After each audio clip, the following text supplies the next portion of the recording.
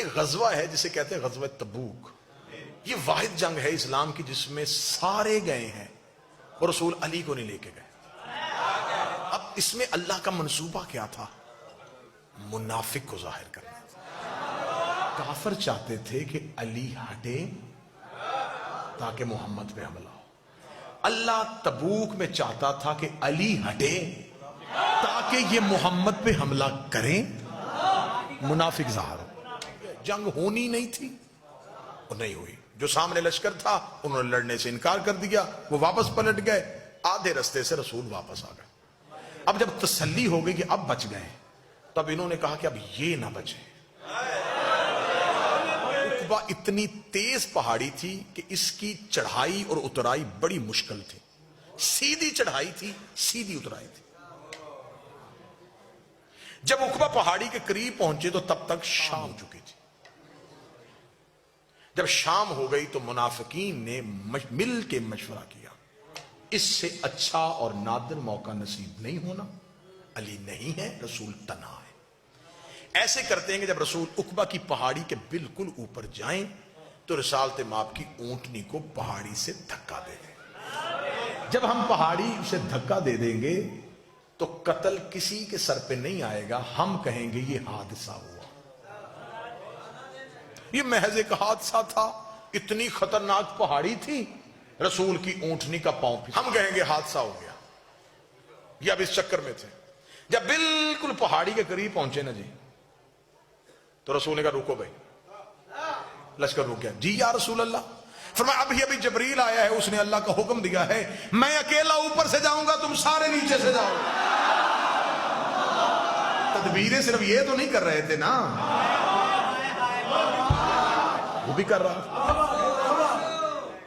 منافقین نے کہا دیکھیں یا رسول اللہ, آپ کا حکم ہے, اللہ کا حکم ہے, ماننے کو تیار ہے, رستہ بڑا خطرناک ہے, یہ آپ سے اکیلے کیسے ہوگا؟ فرمایا اللہ نے جنہیں لے کے جانا ہے ان کا نام بھی بتا دیا. کون جا رہا ہے؟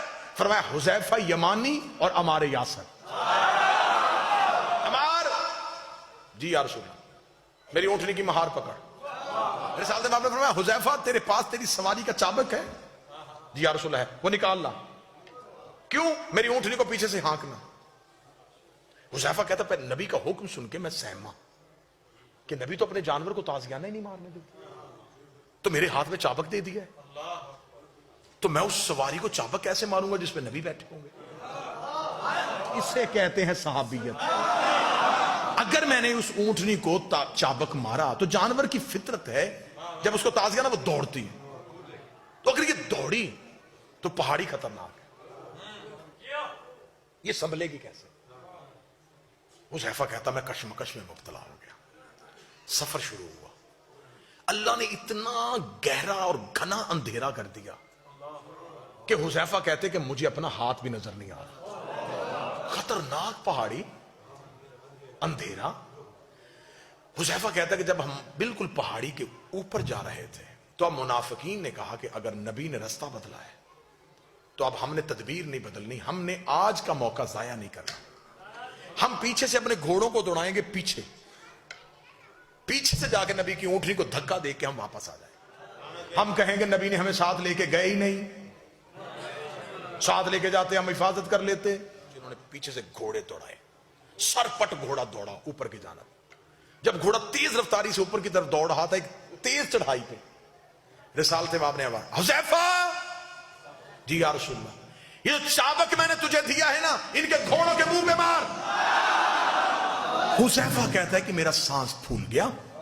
کہتے میں سمجھا کہ کوئی لوٹنے والے پیچھے آ رہے.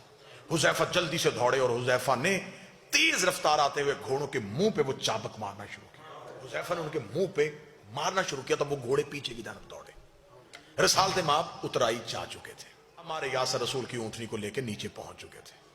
پیچھے سے حذیفہ سانس پھولا ہوا, سر سے امامہ اترا ہوا, رسول کی طرف دوڑے. رسول کی آواز آئی حذیفہ کون تھے؟ حذیفہ دیکھا یا رسول اللہ, اندھیرا پڑا تھا, ان کے چہروں پہ نقاب تھا, ان بندوں کے چہروں پہ نقاب تھا, لیکن یا رسول اللہ بندے نہیں پہچانے, گھوڑے پہچان لیے. یہ فلاں فلاں کی سواری تھی. جب نام لگا رسول نے کہا خاموش. رسول نے فرمایا حذیفہ بندوں کے نام مدینے جا کے نہیں لینے, کیوں یا رسول اللہ؟ انہوں نے حملہ کیا. فرمایا اگر تم نے مدینے جا کے ان کے نام لیے تو اسلام کی تبلیغ رک جائے گی. لوگ کہیں گے کل مکے سے بندے مسلمان کر کے لے کے گیا, مدینے جا کے پرانی دشمنی کی وجہ سے قتل کر دیے, پھر کلمہ نہیں پھیلے گا, پھر دین نہیں پھیلے گا, اسلام یہیں پہ یہی رک جائے گا. ان کی وجہ سے میں اللہ کا دین روکنا نہیں چاہتا, میں تبلیغ مذہب کو روکنا نہیں چاہتا. انہوں نے کہا یا رسول اللہ پھر یہ بھی تو کوئی بات نہیں کہ ان کی اتنی بڑی سازش, اتنی بڑی سازش, اللہ نے نام بھی نہیں لیے, آپ بھی کسی کا نام نہیں لینے دیتے, اللہ بھی نام نہیں لے رہا, آپ بھی کسی کا نام نہیں لینے دیتے. پھر بندوں کو کیسے پتا چلے گا جو قیامت تک کے لیے لوگ آئیں گے, انہیں کیسے پتا چلے گا کہ تیرے مخلص کون تھے, تیرے دشمن کون تھے؟ نبی نے کہا کیا یہ نشانی تھوڑی نہیں ہے, اگر یہ میری زندگی میں مر گئے تو میں جنازہ نہیں پڑھاؤں گا, میرے بعد مر گئے تو علی جنازہ نہیں پڑھاؤں.